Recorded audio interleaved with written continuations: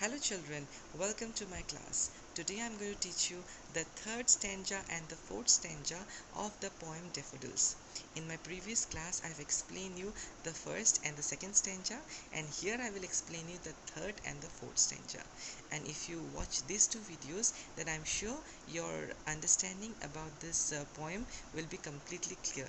In short, you will be able to understand the poem very clear. The name of the poem is Daffodils, and it is written by William Wordsworth, a famous poet who writes mostly on nature.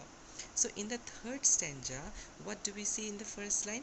We see that the waves beside them danced, but they outdid the sparkling waves in glee. Let me explain these two lines. In the second stanza, do you remember I told you that the flowers is so beautiful, the flowers are so beautiful that they look like the shining stars of the Milky Way galaxy. They are so beautiful that they sparkle and they dance, they toss their head with a sprightly dance.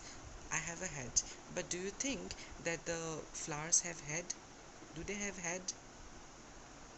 The poet is trying to explain that the flowers are so beautiful, okay, that it seems that they have heads, okay, it seems that they are like human, very happily tossing the upper part of the flower, okay, like this. And why they are tossing it? Because the wind from the wind, okay, which is coming, the breeze which is coming from the lake is cooling them, is touching them and going away.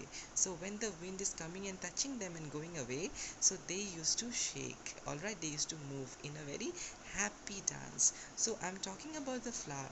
So in the third stanza, first line, it is said that, like the second stanza's line, it says that the waves beside them dance. So the waves in the lake has got water, definitely, and the water is sometimes moving because of the wind.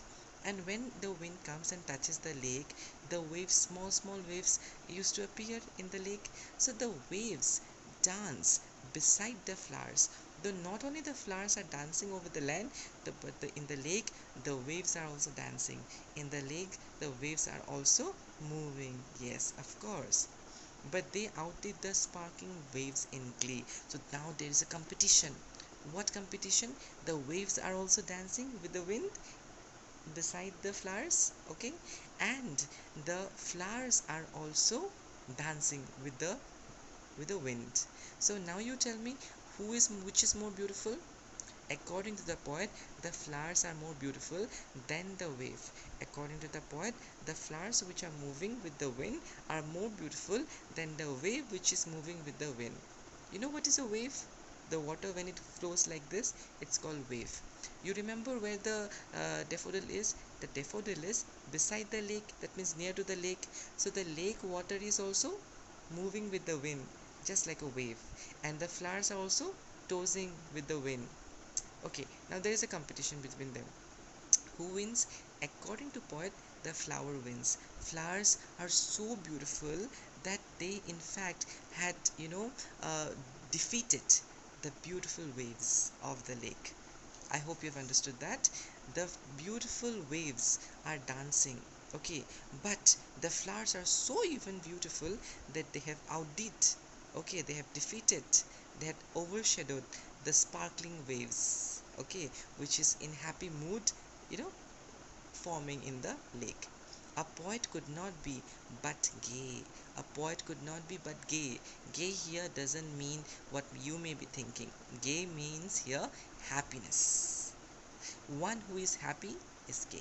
Okay, in English, G-A-Y, gay means happiness. So the poet is trying to say that one who sees such scene, so one who sees such beautiful scene cannot be unhappy but happy, cannot be unhappy but gay, cannot be unhappy but happy. So happy synonym is gay. All right, so anyone who watches this beautiful scene must be a gay, must be a happy person. In such a jocund company, I gazed and gazed. Such a beautiful company. The flowers, the lake, the trees, at the top. So this entire scene is very beautiful, and it's a jocund company. Jocund company means happy company. The trees are giving shade to the flowers are tossing with the wind. The wind is also helping the water to have its waves and shine. Okay, so the entire scenery is very beautiful, and they are in a jocund company, happy company. Suppose you are with your friend, and when you are with your friend, you are happy, isn't it? Yes or no? When you are with your best friend, are you not happy? Similarly, that happiness when you are with your friend is called jocund company. All right, when your company is very good, it can be called as jocund company. Jocund, jocund company. All right, so the poet is trying to say that he is very happy with this company, with these things he is very happy. So these things is making him very elated, excited, and this is a jocund company, a happy company. Jocund. All right, so what is the next part? I gaze and gaze, but little thought what wealth the show to me had brought. So the poet is watching and watching and watching the beautiful scenery of the flowers. But is he getting money? Is he getting money? No, he's not getting money. Is he? No. For oft, when on my couch I lie, in vacant or in pensive mood, they flash upon that inward eye. But later on, when I'm on my couch, in my bedroom, in my flat, in my apartment, after many, many, many, many years, when I'm sleeping, but I'm not able to sleep, when I'm vacant, I have no work to do, when I'm in a pensive mood, means sad mood, this beautiful scenery flash in the inward eye. We have an inward eye here. When we close our eyes, we imagine here, right? Don't we imagine here? So similarly, after many years, when the poet is sad, alone, lonely, lying on his couch, have no one to talk to, suddenly in his inward eye, when he closes his eye, the image of this beautiful daffodils comes. And then what happens? He becomes happy. To remember that jocund company, he remembers happy. Okay, he remembers it and becomes happy, which is the bliss of solitude. So the scenery is a bliss, is a ashirvad in a solitude, in a lonely moment, it is ashirvad. So when he's lonely, he's definitely sad, but when he remembers this beautiful scenery of the golden daffodils, his pain goes away from him. Okay, he no longer feels lonely, and then my heart with pleasure fills. After that, my heart is filled with pleasure, is filled with happiness, and dances with the daffodils. Sometimes, does it happen to you? You're talking to someone, and suddenly you remember something very funny, and you start laughing all of a sudden. So, what is that phenomena? That means in your inward eye, that image comes into you. Do you understand? Somewhere in your inward eye, that image comes into it, and that's why, and that thing makes you happy. Similarly, the poet, after many, many years, when he's lying on the couch, when he is lying on the couch, feeling lonely, feeling alone, feeling bored, there was no one to help him, support him, love him. At a time, he suddenly remembered the golden daffodils which he had watched many years ago, and that image came in his mind. All right, and he remembered how the beautiful daffodils was tossing its head. So when he remembered how the beautiful daffodils toss its head with the beautiful wind, and how the lakes wave were forming that sparkle waves, all this thing made him very happy, and he started enacting that same scenery in his bedroom or in his drawing room after many years, and imagining it, and he's tossing his head. Okay, the way he saw the beautiful flowers tossing.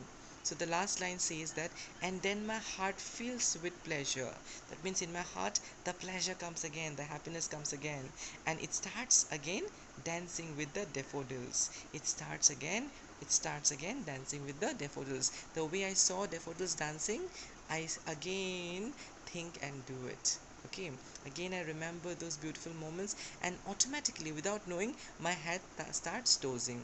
So can you count how many times I have tossed my head in this video to explain you? Okay, so anyway, that's a different case. I'm joking.